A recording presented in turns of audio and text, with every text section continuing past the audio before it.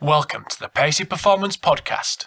Today, I'm speaking with Talent ID Officer at Aspire Academy, Chris Brandner.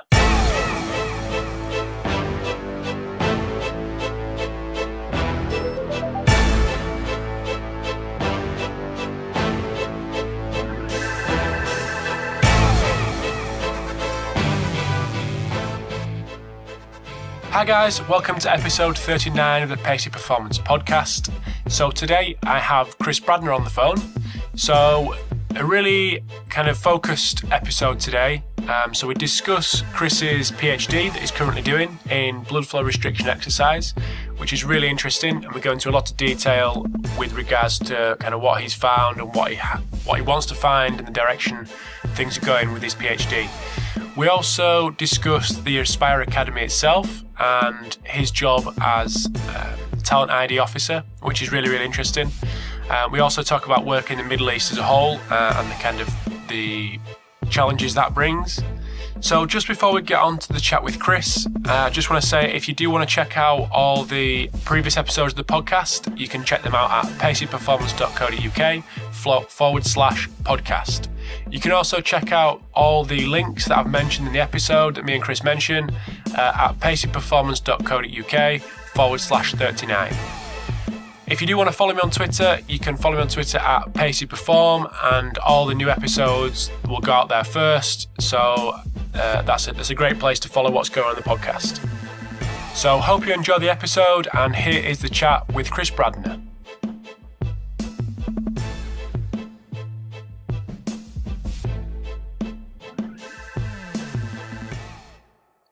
Hi guys, welcome to the Pacey Performance Podcast. So today I've got Chris Brandner on the line.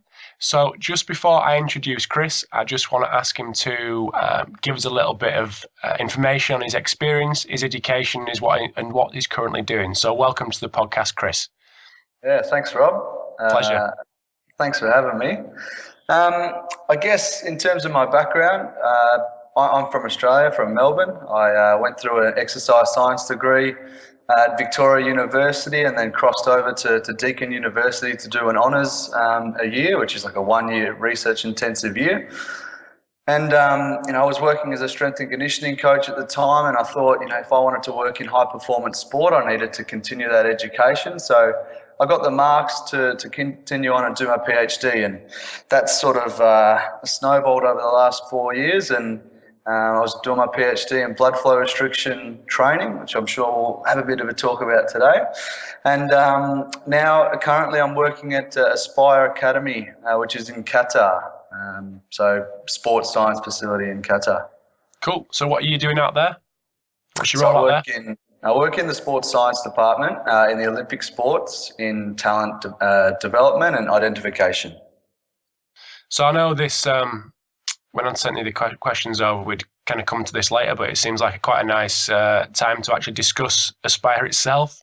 So yeah, what's it like to be out there, and what kind of facilities are we talking about? What kind of athletes are we talking about out there?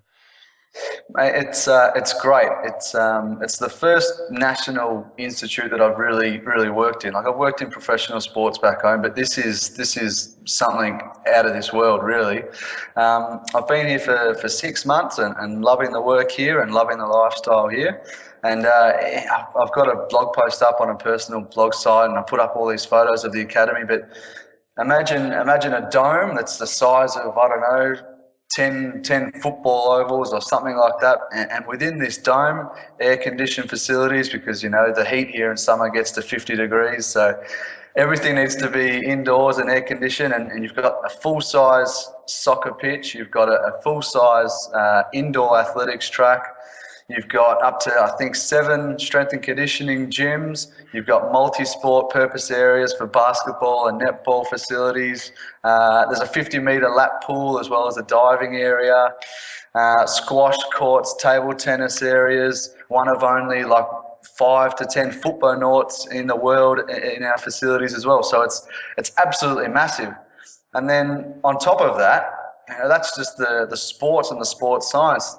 There's also a school a part of this as well. So we've got 200 student athletes that come to the school and live on the school campus, and obviously administration and sports science officers as well. So just to keep going, outside of that, we have like 14 soccer pitches that are within our facilities as well. So it's ginormous. It's nothing that I've ever seen before, and I don't think there is anything out there like this. Struggling for cash then. Yeah, exactly. So the athletes that you're dealing with, are they in the school or are they coming in externally? The majority of our athletes are in the school, so they come to the school from year 7 up to year 12. We do have a junior development program where they don't come to school but come for some training in the primary school age years, but it's mainly for high school age kids. We service football. Football's obviously one of our big sports, and with Qatar 2022 World Cup, that's of high importance for the academy. But I work in the sports science department in the Olympic-based sports. So the other sports that we sort of focus on are table tennis, squash, track and field athletics, obviously. We have some swimmers, some fencers, some gymnasts and things like that. So it's quite diverse. And, we're talking boys that are starting at 11 years old up until, they're turning 18 and they're ready to leave the academy. So with all the money that's been put in, what kind of expectations have been put on you guys as staff leading up to 2022? So we're lucky enough, I guess, a few years ago, they split the sports science department. So we now have 2 sports science departments. One is based in the Olympic-based sports. One's in football. So I'm in the Olympic-based sports. So I'm not too well into the goings on of what happens in football, but a lot of the focus is on football. I think obviously as well we've got the under 19 and under 20 teams, under 21 teams that they're trying to build. They want Qatar as a nation to perform well in these competitions leading up to 2022. You've got a lot of money and funding being put into stadiums that are being built, so it's of high importance over here. Well, we'll move on, as in we'll talk about the blood flow restriction training that you did your PhD in, or currently doing your PhD in. So do you just want to give us a bit of a history around blood flow restriction training and what it is, and a bit of an overview? Yep. So blood flow restriction training, or BFR, or some people call it vascular occlusion training, and in Japan it's known as Kaatsu training, and that's where it was first developed in the 1960s. So a guy called Yoshiaki Sato, I really like this story, and if you YouTube it as well, you can find this story. And how it came about was he was meditating, and he was meditating for a number of hours. He was in a kneeling type position. And he noticed that, over the first few hours he was okay, but coming towards the end of this prayer session or meditation session, his legs started to go numb. And when he got up and he tried to walk around and massage it, he sort of clicked, and he noticed that the same feeling that he was feeling then was like the muscle pump feeling after doing calf raises. And from that, he started experimenting with bike tires and things like that to try and get this restriction or occlusion happening. And throughout the years, in the 70s and 80s, he developed this technique a little bit more. A commercially available device was happening in Japan. And the first sort of English-based scientific paper was produced in 1998, I think. So it's come a long way over the last 15 years. So it's relatively new. But I think it's obviously gaining a lot of attention. I hear a lot of podcasts, I see a lot of websites, a lot of scientific literature now on blood flow restriction and how to increase muscle size and strength without having to lift loads, because that's what it's really about. It's about applying a cuff to the most proximal portion of the arm or the leg, an inflatable cuff, restricting arterial blood flow into the muscle and fully occluding venous outflow from the muscle, and exercising with light loads. And the loads we're talking about are 20 to 30% of a participant's 1 repetition maximum. And what a lot of studies have found is that when you train with light loads with the cuffs, you see significant gains in muscle strength and muscle size. And this is most of the time, this is a lot better than exercising with light loads without the cuffs. And in a lot of instances as well, it's just as good as exercising with heavy resistance loads as well. So is this, I got to know, I went to like a little seminar, probably in 2012, the English Institute of Sport down in Derby. And there was a guy who was... With Ben Rosenblatt? No, it was, I think it was a student who was doing some research, I think. And it was kind of brought about as this brilliant thing that had been a kind of secret weapon in the last, Olympic cycle or something. So when is this, although you said the research has been kind of English published research in 1998, did you say? Yep. Yeah. So when has this been actually used in professional sport? So I think the first paper published in athletes was around early 2000s. Again, in Japan, a lot of this research originated in Japan. That's where the technique has come from. So that's where a lot of the early research has come from as well. But even now, we're seeing a lot of papers. Brendan Scott and Jeremy Lednecky have put out a really nice review about VFR in athletic populations. And I think from the literature, there's about 10 to 15 publications out there in highly trained athletes from a vast range of sports like rugby, netball, swimming as well, and not resistance training with swimmers. We're talking about aqua cuffs that you apply during the arms and legs during swim training as well. So, innovative technologies that are being put out there through America and Japan are starting to develop. So how has it been used actually in the field? Is it been used for rehab, or is it actually, training itself, or is it a bit of both, or where are people going with it? Yeah, so myself and Stephen Patterson from St. Mary's University have put out a research paper recently, or a research questionnaire, I should say. It's not up to the written stages yet. And we wanted to know these questions. We wanted to know who's using it, how many people have heard of it, and if they have heard of it, from that population, are they using it or not? And from the respondents we got, about 250 respondents, only half were actually using it in the field. Some of those were in research, but some as well were from elite national academies, elite national squads. And the vast majority, I think almost 50%, are using it mainly for rehab purposes or to induce significant gains in muscle hypertrophy as well. So I think personally, I really believe that if your athlete is free to lift heavy weights, that is still going to be the biggest and best thing that they can do. But on the other hand, if you've got an injured athlete, or you've got patients who cannot lift heavy weights at all, like the elderly or other clinical populations, then lifting light loads with blood flow restriction is going to be a technique that might help speed up the recovery processes. It might help avoid losses in muscle strength and muscle mass. So I really think there's something in it, and we just need more evidence available. So a lot more people become aware of the technique, how to do it, how to apply it safely, and what the benefits are going to be in these populations as well. Because a lot of the literature that comes out is in healthy young populations, and slowly it's starting to get more clinical rehab as well, which is good, I think. Mm-hmm. Stephen's actually one of my lecturers at St. Mary's. Oh, there you go. Yeah. Small world. Exactly, yeah. So what's the link between you two? We met last year at ECSS conference in Amsterdam, actually, and we'd been in contact over email and stuff because he had just recently completed his PhD in blood flow restriction, looking at vascular function, and I was sort of just starting or through the middle stage of my PhD, and just wanted to ask a few questions. So that's how that link sort of appeared. Cool. So what else are you wanting to gain from this questionnaire, apart from who's using it and what you're doing? Yeah, well, that's the big thing. We want to know why are people using it, or why aren't they using it? Are there any barriers to using this type of exercise? And I'm sure there are. There's probably populations out there that shouldn't be using this technique. Those with already compromised cardiovascular function, for example.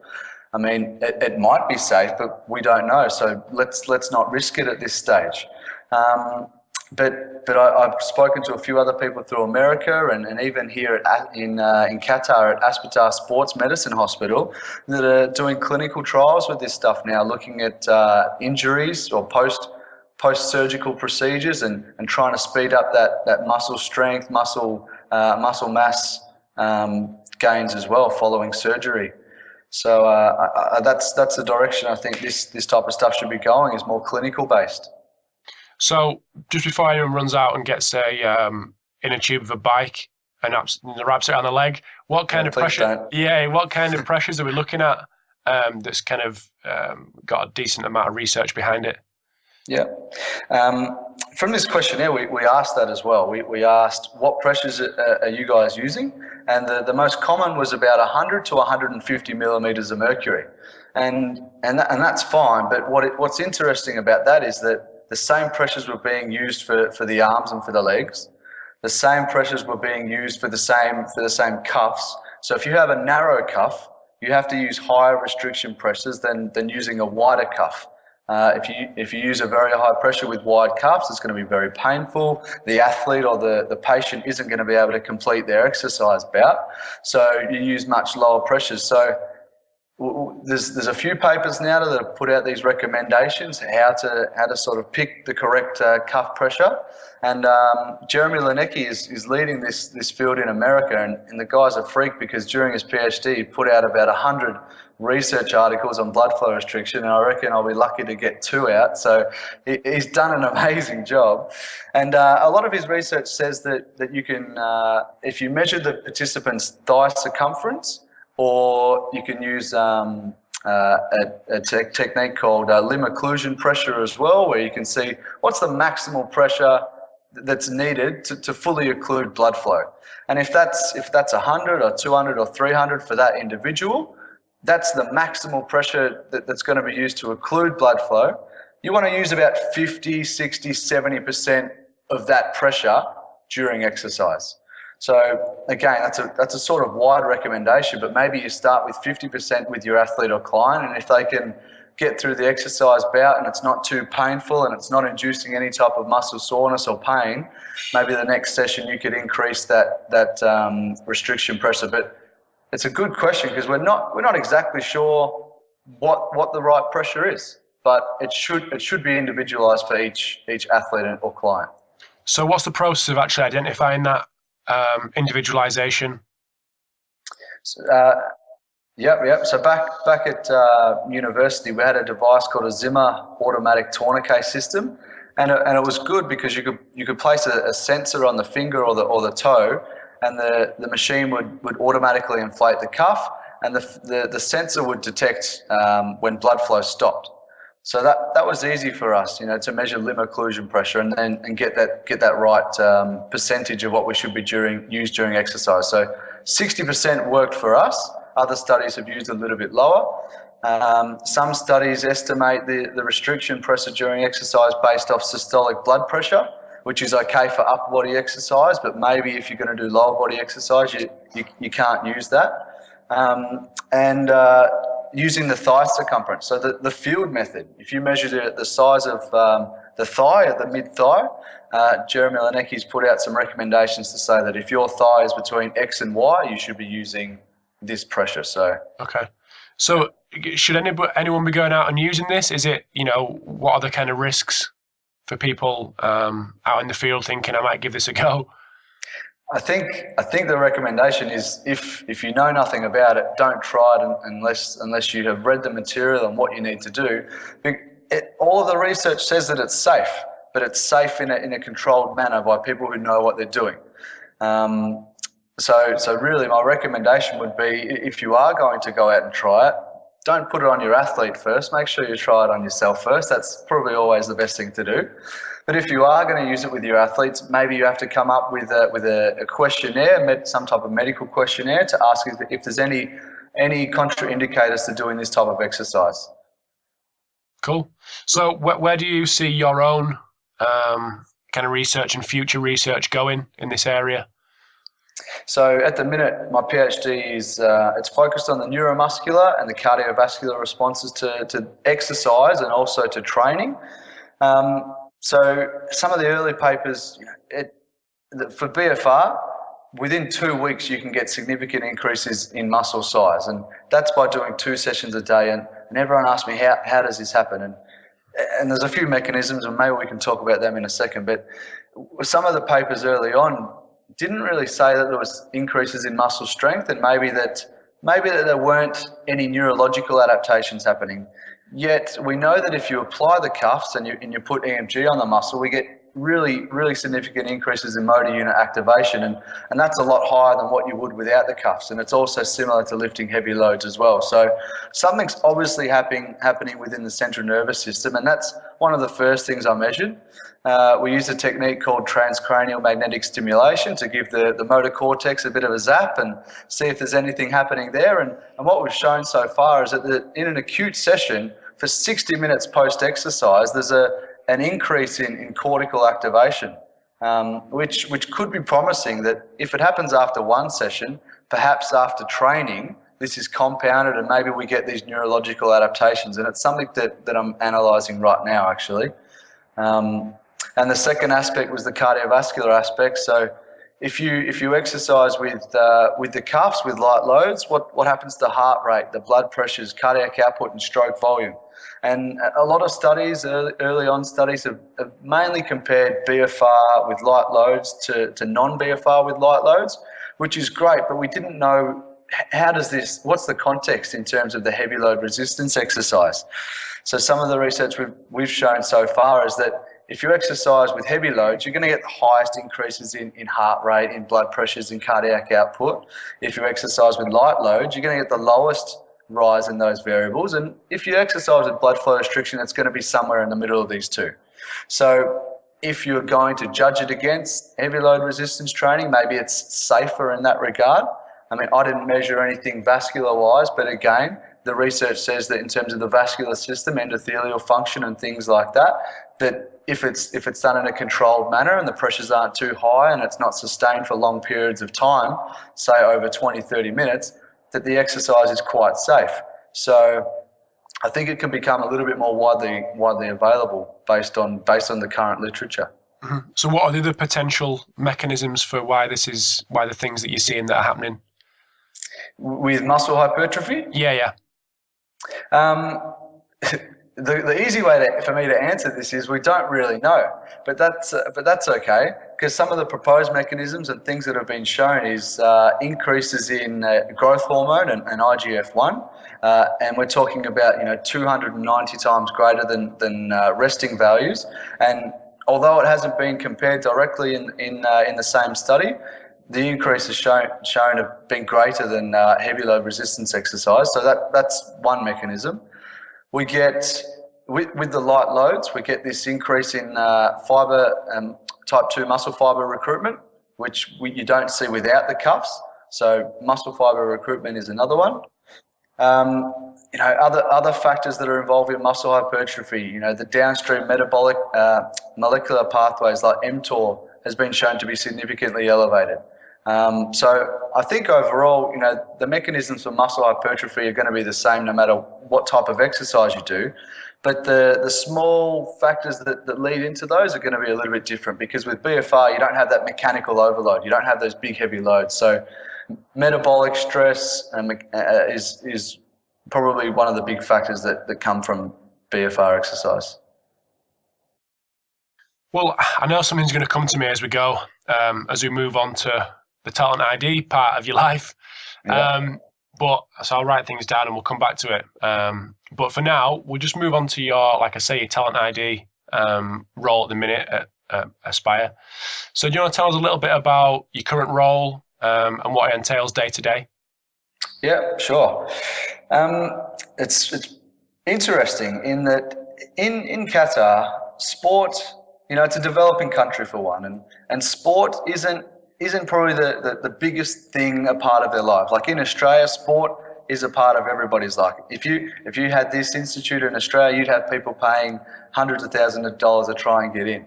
But in Qatar, the physical education in primary school and high school is not as developed as what it is in obviously in Australia, the UK, and America. So what happens is when we get these kids that come into the academy in year 7, we find that they're lacking fundamental movement skills.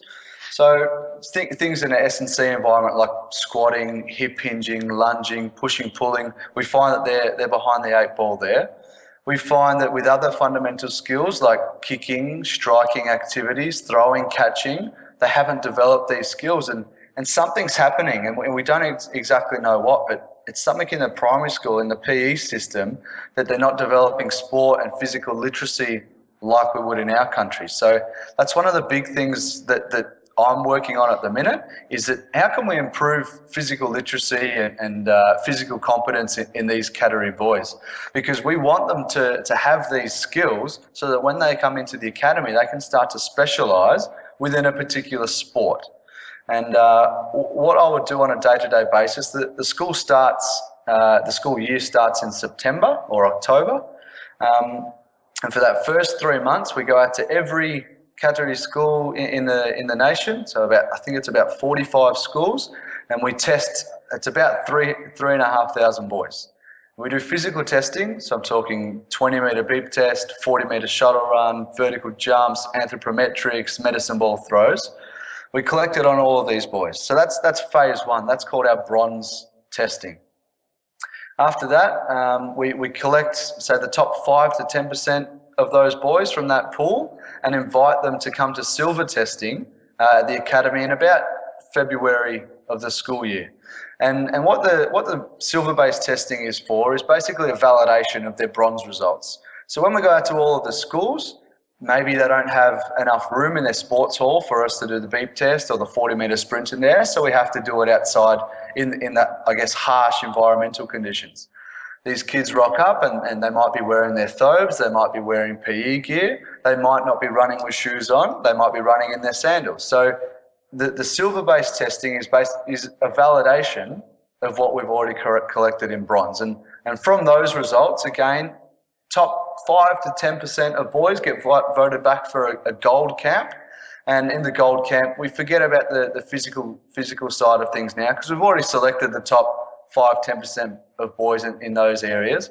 Now we're looking at skills like throwing and catching, and how coachable are these boys. And it's because it's a sports school as well. It's obviously very important to get kids who are academically available to come to the school.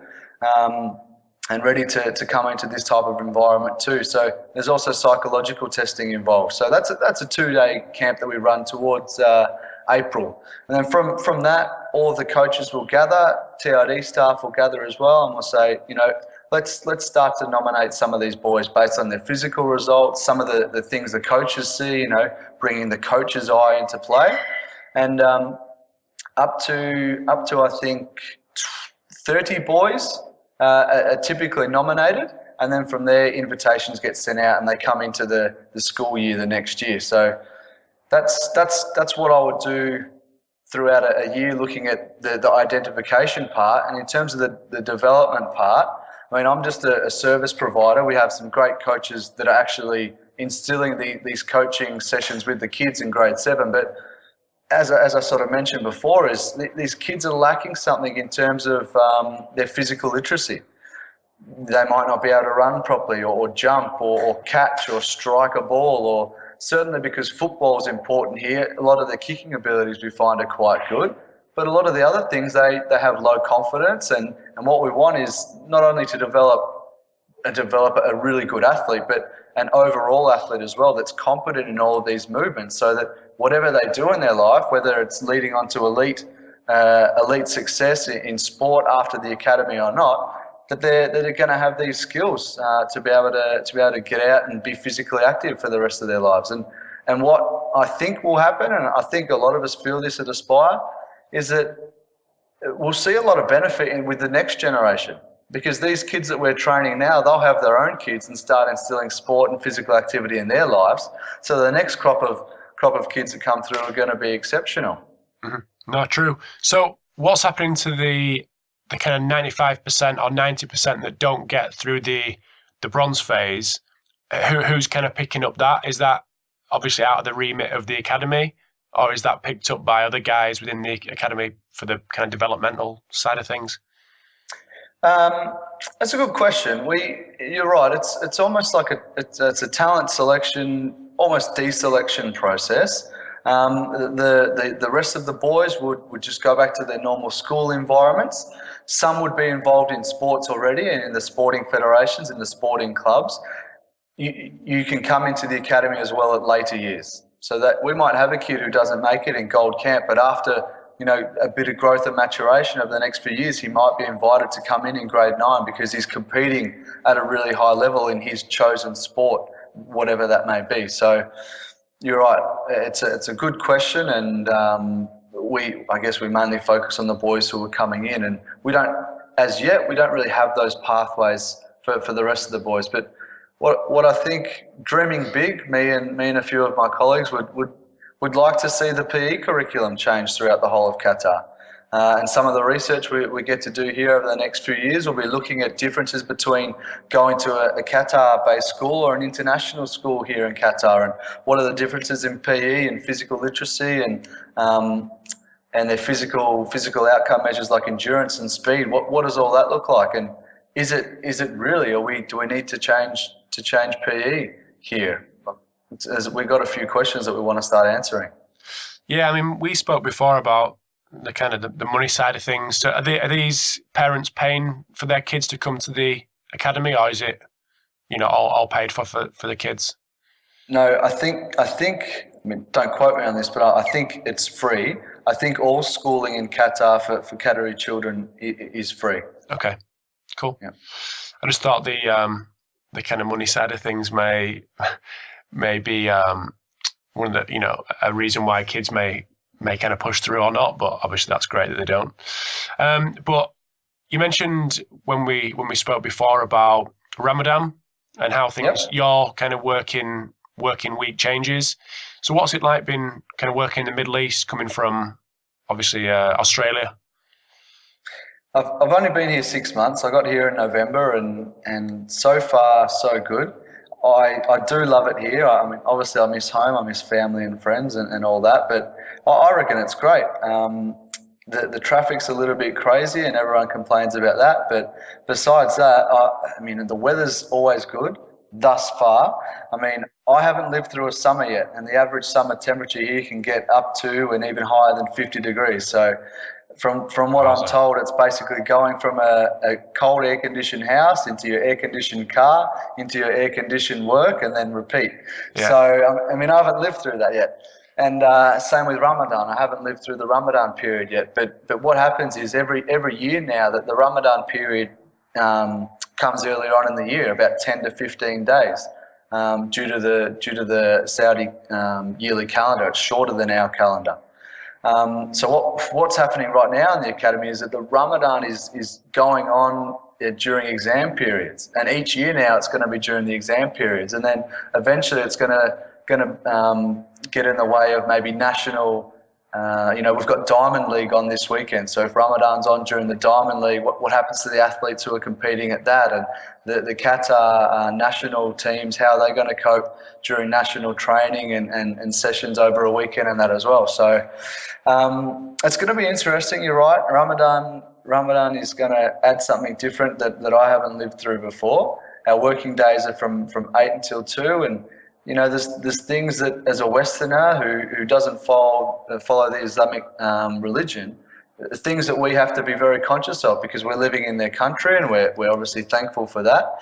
There's rules like you have to cover up from, wearing long sleeves and long pants as well during the Ramadan period, which isn't instilled outside of that period. Eating and drinking in public during Ramadan as well. So little things that you have to adjust, leaving your own country and coming to a new country. So it's going to be very interesting. So just last thing on the kind of Middle East, what's the culture of the kids like and the parents compared to kind of what you used to back home? It's a good question, but I haven't been in those school systems for a very long time, so I constantly try and make these comparisons. I mean, kids are going to be kids. We work predominantly with boys at the academy. We do have an Aspire girls, but obviously because of cultural differences here, the men work with the men and the females work with the females. So I don't have anything to do with the girls in the academy. But I work a lot with the Year 7 boys, and they're just typical Year 7 boys, crazy Year 7 boys, want to always muck around and fight, and they're keen to learn, which is good. You know, we're teaching them sports that they haven't ever heard of or seen before. We've just finished teaching them cricket, and a lot of them love playing cricket. And, you know, a couple Aussies, a Kiwi, and a guy from the UK teaching them that. You know, Nice. that was awesome. So I think it's good to, as any type of teacher or coach, S&C, whatever it is, to watch boys come into an academy and develop. I think it's really cool seeing them grow up in front of your eyes. No, I'm sure. No, that's cool. Well, like I said before, I've kept you for well over half an hour, so I'll let you go. But thank you very much for your time, and especially the chat on the blood flow restriction training was brilliant, because I don't think it's. I mean, I'm just talking from a kind of simpleton like me, but it's maybe not something that people know tons and tons about. So to get that from the horse's mouth was good. So yeah, where can people find out your work and social media and that type of thing? So I'm on Twitter, pretty heavy on Twitter. So it's at Chris Brandner. So it's Brandner. And if people want to shoot me a tweet or something like that, happy to ask any questions. And from there, I can give out my email contact as well. Cool. And what was there was a couple of researchers that you mentioned. Just want to mention them again, just so I can write them down and link to them on the page. Yeah, sure. So Dr. Jeremy Lednecky is the world's leading blood flow restriction researcher, I would say. You know, he's got well over 100 publications in the area, and he's got a team around him as well that he works pretty closely with. Brendan Scott is a PhD student in Australia who's doing some good work in the area of hypoxic training, not necessarily in blood flow restriction, but more in systemic hypoxia. But he's published in the BFR area. And from your current university, Dr. Stephen Patterson, who's done BFR research for his PhD, looking at vascular function. So Cool. Those are some of the guys that you can put down for that. Yeah, definitely. I'll link to some of their articles on the page, so people can grab that easy. So yeah, thanks for your time. Really appreciate you coming on and giving us your insight. And I'll speak to you soon. Awesome. Thanks, mate. Thanks, mate. See you later. Bye. Thanks for tuning in to episode 39 of the Pacey Performance Podcast. As I mentioned before, you can follow me on Twitter at Pacey Perform. You can also check out all the older episodes of the podcast at paceyperformance.co.uk/podcast. And you can check out all the links that were mentioned in the episode at paceyperformance.co.uk/39. And I will speak to you in episode 40.